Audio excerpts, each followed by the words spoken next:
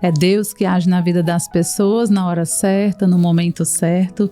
Então, assim, o Senhor é que sabe. Às vezes a gente cai naquela de querer que a pessoa mude, quando quem tem que mudar sou eu, né?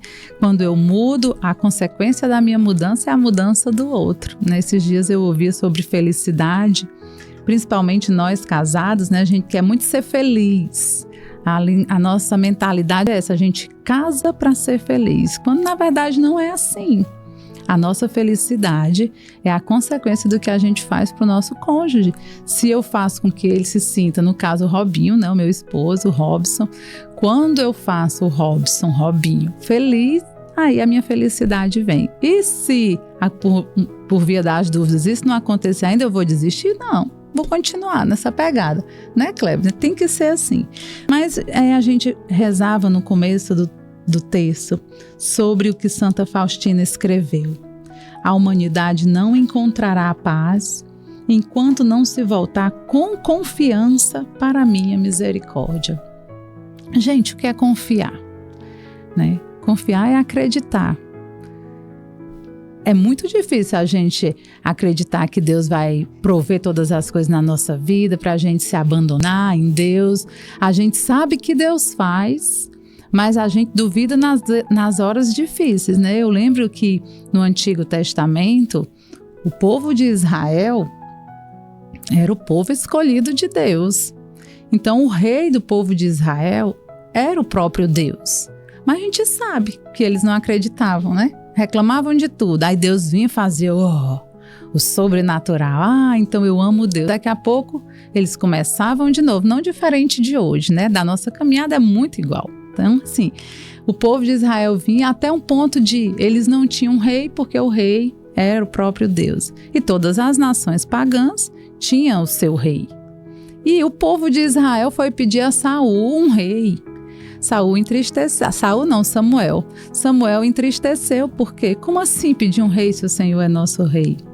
E quando Samuel foi falar com Deus, Deus disse: eles nunca me quiseram como rei. Desde que eu os tirei do Egito, eles nunca me valorizaram como rei, sempre eles me deixaram para trás. Como é que está sendo assim a nossa relação com Deus? Né, que a gente lê um negócio desse, às vezes dá uma revolta. Esse povo, né? Deus fez tanta coisa, mandou o maná, fez isso, fez aquilo, mas nós somos iguais, né? Nós somos iguais. Onde está a nossa confiança? Deus disse a Samuel: vamos dar um rei, que aí na história a gente sabe que foi Saul, que veio bem e depois se corrompeu. E assim caminha a humanidade. Mas a gente precisa entender que o nosso rei, o nosso Deus, ele supre as nossas necessidades. Sejam elas financeiras, sejam elas familiares, sejam elas na doença, sejam elas, quando a gente vai casar, na saúde, na doença, na riqueza, na pobreza, né? Até que a morte os separe. Eu estou falando aqui de casamento, mas seja o que for, meu irmão, minha irmã, que você esteja passando nesse dia, né? Saudade de alguém que você perdeu e que você não consegue se livrar dessa tristeza. Olha, aqui a nossa vida é passageira. Nós não podemos nos prender a este mundo, até mesmo porque ele não tem mais o que nos dar de bom. Os nossos momentos bons, meus irmãos, minhas irmãs, são esses. Quando a gente está na presença do Senhor, a gente é feliz. Ah, mas eu só sou feliz, Renato, se eu estiver na rádio, se eu estiver na igreja, só sou feliz se eu estiver num grupo de oração, que é muito bom que você frequente. Não, a nossa oração precisa ser ao ritmo da vida. A nossa alegria precisa ser a certeza de que o Senhor está aqui comigo. Ele está aqui na rádio, nesse estúdio belíssimo, mas daqui a pouco ele vai estar comigo no carro, que também vai estar lá no céu para eu pegar os meus filhos, que depois está lá em casa, que depois... Sabe? Então você que está aí nessa cozinha, às vezes uma tristeza, uma melancolia, uma falta de ânimo, minha irmã, a Bíblia diz que o desânimo matou a muitos. Se anima em nome de Jesus. Eu não tenho nem ouro nem prata para dar para vocês, não tenho, muito pelo contrário. Mas o que eu tenho, eu dou para você nessa tarde, nesse dia 12 de dezembro, em nome de Jesus. E eu peço ao Espírito Santo que anime a sua vida, que o Espírito Santo traga alegria ao seu coração, que o Espírito Santo lhe dê confiança para seja o que for que você esteja passando, as suas dúvidas, as suas angústias, as suas desesperanças, até mesmo as suas decepções, pessoas decepcionadas por amizades, por relacionamentos, porque perderam o emprego. Olha, a alegria do Senhor é a nossa força. Nós estamos nesse mundo, meus irmãos, mas a gente não pertence a ele. Eu digo isso para vocês, eu também tenho os meus dias tristes, né? O que é que a Renata faz nos dias tristes? Além de chorar, que faz parte, eu choro para o Senhor, eu peço a Ele: Senhor, dá-me a graça de viver esse dia, porque eu sei que amanhã é outro, né? E no outro dia as coisas melhoram. Às vezes não, às vezes o dia fica no mesmo e eu vou ficando ali na minha, esperando o Senhor me dar aquela ânsia, né, de viver, porque a gente precisa acordar com essa vontade de viver, de dar um bom dia para as pessoas. Gente, olha, a Bíblia diz que no final dos tempos, e aqui eu não estou falando em final dos tempos, eu não gosto de falar final dos tempos, eu falo da segunda vinda de Jesus. Esse alegra. Final dos tempos a gente fica meio assim, mas a segunda vinda de Jesus. Mas a Bíblia diz que o amor de muitos vai esfriar. E é incrível hoje, quando você anda nos lugares, as pessoas não falam mais com você. Você entra no elevador, você até dá um bom dia, uma boa tarde, mas ninguém responde. Uma ou outra, e olhe lá. Então, assim, que nós sejamos diferentes. Qual é o sentido da sua vida? Eu perguntava isso para os meus filhos hoje. Paulo, João Pedro, se alguém perguntar para vocês, meu filho, qual é o sentido da vida? Até mesmo para o Eduardo, que é o meu sobrinho, né? Estava lá em casa.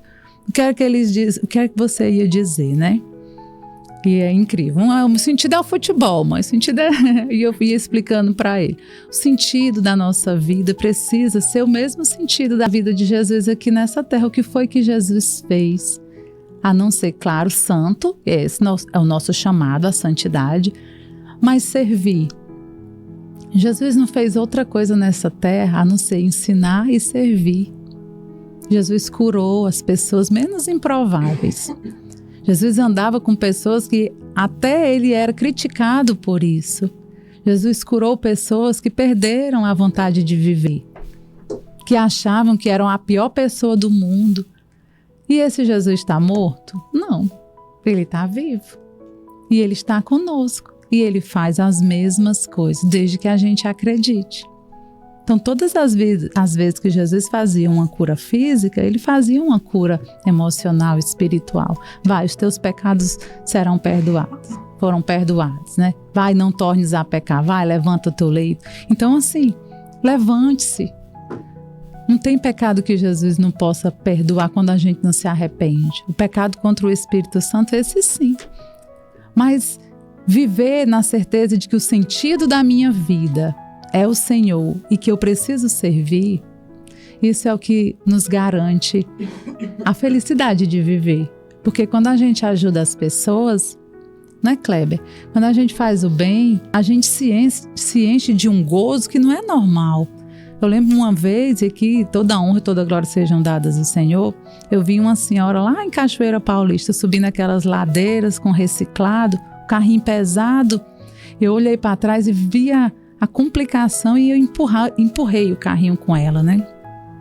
Ficou leve o carro, ela chegou lá em cima, ela não deve ter entendido nada, eu saí, mas eu saí na alegria de ter ajudado aquela senhora, uma alegria que não era de mim, foi o próprio Deus. Então, assim, quando a gente serve, às vezes numa cozinha, a gente faz uma comida, Senhor, me dá a graça de fazer uma comida boa para o meu marido, para os meus filhos, e a gente vai servindo, dando sentido àquilo.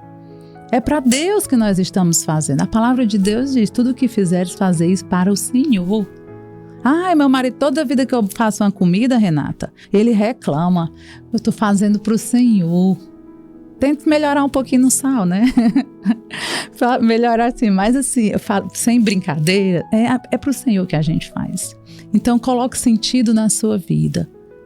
Nós nascemos para a santidade. E nós nascemos para servir. E quando eu sirvo, eu me sinto bem. Eu me sinto outra pessoa. A vida toda do Padre Jonas foi servir. Eu falo do Padre Jonas como canção nova que eu sou. E hoje, saudosamente, 2 anos sem ele, mas a certeza de que ele deixou um legado Qual foi o legado que o Padre Jonas deixou? O Carisma Canção Nova. E o que é o Carisma Canção Nova, Renata? O Carisma Canção Nova é apresentar as pessoas a Jesus, levar as pessoas a uma experiência pessoal com Deus através da eficácia do Espírito Santo. O nosso papel é apresentar, tá aqui, Clebe, te apresento o Senhor, através dos encontros, através de um programa de televisão. E o resto é Deus quem vai fazer. Não é isso? Tem tempo ainda, Clebe? Pode falar mais, o Clébio está dizendo. Falar é comigo mesmo. Quem me conhece aqui da rádio sabe que falar é comigo mesmo. E falar de Padre Jonas e falar de Canção Nova eu amo, porque foi a comunidade que Deus escolheu como instrumento para me ajudar a caminhar dia a dia nos caminhos do Senhor, né? De rever os meus passos errados e tentar melhorar. Porque a nossa busca da santidade tem que ser também como a palavra do Senhor fala. Eu gosto de falar da palavra do Senhor porque você vai saber que não são palavras minhas e que a própria palavra diz que não entra, a palavra de Deus não entra na nossa cabeça e sai do mesmo jeito. Ela é como uma faca de dois gumes. Então a própria palavra diz no Salmo: feliz de quem na lei do Senhor vai progredindo. Nós não temos mais como regredir.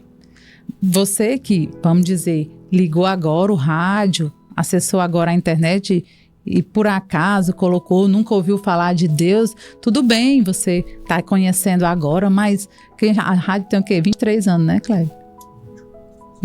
Vai fazer 24, né? É igual a Canção Nova. Então, assim, 24 anos ouvindo a Rádio Dom Bosco, você não está mais tão mingauzinho. Não está mais, não. Já está na papinha. Quantos não já passaram por aqui evangelizando? Quantas vezes você não já ouviu? Você que conhece a história de Dom Bosco. Eu falo do Padre Jonas, mas Padre Jonas é cria, né?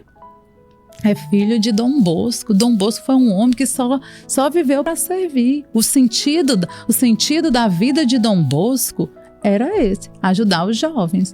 Eu cheguei aqui, vi os alunos aqui do colégio, né? Para sempre. Qual é o teu nome? O Cordeiro, gente. O Cordeiro era Cordeirinho. É o Cordeirinho aqui, né? Hoje estou vendo o Cordeiro aqui na minha frente. Que felicidade a gente ver que é o legado de Dom Bosco, né? É o legado. Assiste a televisão, vejo lá o Natan.